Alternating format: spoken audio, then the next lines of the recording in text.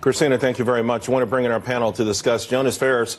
He's the founder of Max Funds. David Bahnsen is the founder of the Bahnsen Group, and retail expert Erin Sykes. David, let me start with you. Again, potentially up to 40,000 workers over a period of time, $150,000 a job, $2.5 billion investment. Very enticing, a lot of immediate pushback. AOC taking a victory lap, should she? Well, what happened here today is that corporate welfare was defeated. And AOC taking a victory lap for that drives me as a conservative Republican crazy, because it should be my side that stands against the subsidies, the corporate welfare that this deal represented. It was rank crony capitalism, and so she has every right to take a victory lap. Now, you're never going to hear me say that about AOC ever again. But right now, today, she just happened to be on the right side of this issue. Not even necessarily for all the right reasons. Sure. She was bigger on the whole wage issue and so forth. But for me, the tax subsidies were a rank giveaway. And that quote from Amazon that we were just listening to was absolutely stunning. This idea that they won't work with us, cooperate in a relationship. What does that mean? There's one thing they have to do: provide a place that you're going to go do business. It should be even playing field for all businesses. You don't give taxpayer money away to a multi-billion-dollar business. It does sound like a really petty move, Erin. You're a retail expert, and you understand both sides of this debate that we're talking about here. Obviously, the potential for a lot of great-paying jobs. AOC's argument and a lot of others is, hey, you're going to push out people who already live there. So it was more about gentrification, subsidizing the richest man in the world, and those kind of things. Where do you see this? Well, I think that the subsidies have definitely gotten out of control. But then again, I think we should have seen this coming, because Jeff Bezos has always been very concerned with tax incentives. For HQ1, he wanted to actually put it in an Indian reservation in Northern California before Seattle. So this is something where it's a battle of egos, and Bezos basically walked away and said, you know, I run this town, and now you have the mayor, and now he's just running out of town. And now he's just running. Okay.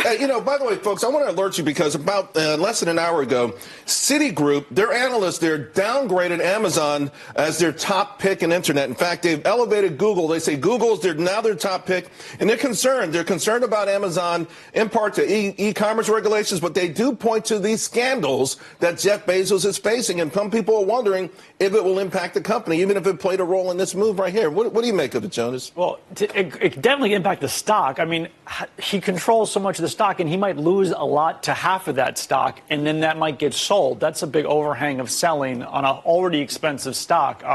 So just on that, and there's the whole, is his mind, Jeff Bezos a few years ago, during the whole Gawker scandal with the Peter Thiel, the other tech billionaire, said you shouldn't get wrapped up in this. Let it, have thick skin. You're going to dig two graves if you try to seek revenge. And then now he's trying to seek revenge, it seems like, with the National Enquirer. So as an investor, you have to be worried, like, what's going on with the stock sales now that he's going to be getting divorced probably? And is he doing what he said don't do to himself a few years ago by getting roped up in this? We don't know how much further he's going to go besides writing a little op-ed in Medium, but it doesn't look good for investors. Okay, David, here's the thing, though. This is one of those stories that it crosses all the lines. It crosses the political lines. It crosses the economic lines. And it's not even just a domestic story. It's sort of reverberating around the world with companies like Amazon. But there were conservatives who thought this was a good deal. There were, or at least people who consider themselves conservatives, who thought this was a pretty good economic deal, and that those forces in New York City against it, that they were making a mistake. Yeah, well, in Southern California, where I spent half my time, there were conservatives that thought it was a good idea to give a whole lot of money to Disney over the years with $40 billion of pre-tax income. And the fact of the matter is that we are hurting our brand as conservatives. Everyone says that millennials love socialism so much. I don't believe it. I think they're disgusted by crony capitalism. And these deals to these huge companies are symbolically awful just as much as they are substantively awful.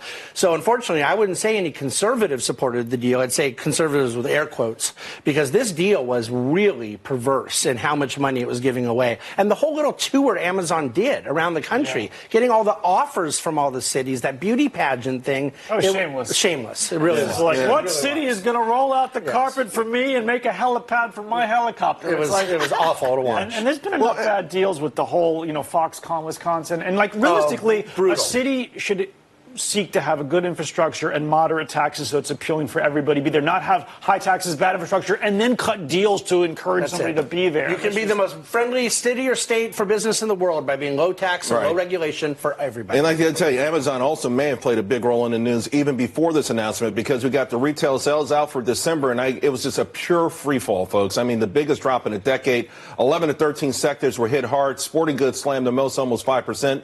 Healthcare was down 2%. Department stores off 3.3%. But guess what? That was better. That's right. It's shocking, but that was better than the nearly 4% plunge in internet sales, the largest for them since 2008. Now, everyone seems to be scratching their heads over this report. Erin, what is this report telling us? Well, I think we had a bit of a Chicken Little moment in December where the sky was falling, the market was down, the weather was bad, we had the government shut down, like everything for a perfect storm.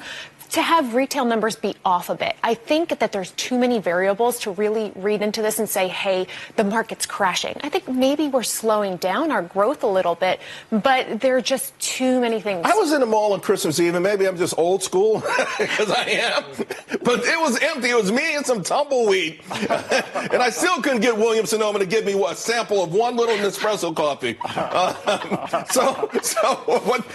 So I mean, maybe the consumer is tapped out, no? I don't think so, because you still have consumers buying cars. You still have them putting renovation money into their homes. So they're making the bigger, longer-term expenditures. They're still spending. They might have not bought those incremental gifts for, peripheral parties during December, but they're still spending. David, this does, though, go back to the Federal Reserve and their notion of the wealth effect, or the psychology of the wealth effect.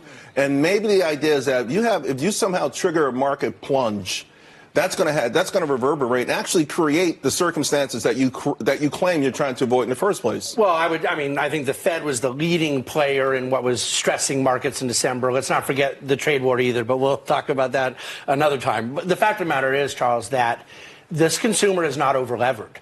And there is nothing that has ever stopped the American consumer from spending other than when they get over-leveraged.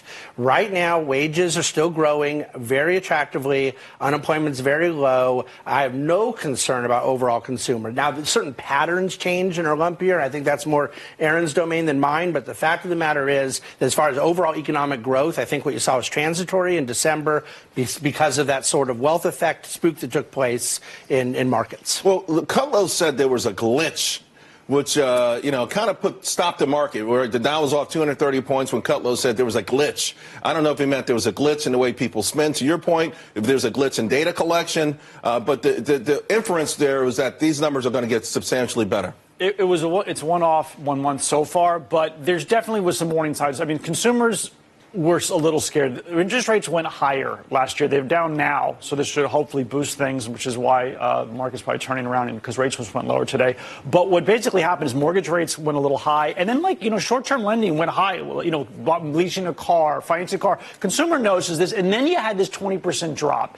And, there's a little Pavlov dog there where the consumer's like, I've seen this train before, and when it's down that much, it's not a good time to start borrowing more money to take on a big purchase. Now, that might clear out this year because things are back, the market's halfway back. But I think consumers got a little spooked because of what's happened in the past. Erin, I have argued for the last several years that this is a different consumer since the Great Recession, that they are not getting over their skis. I mean, if you look at MasterCard and Visa's numbers that just came out, the pace of spending still greater with debit cards and credit cards, and consumers just really seem like they learned a lesson the hard way. And I don't know that we get in that situation that we were in that led up to the Great Recession.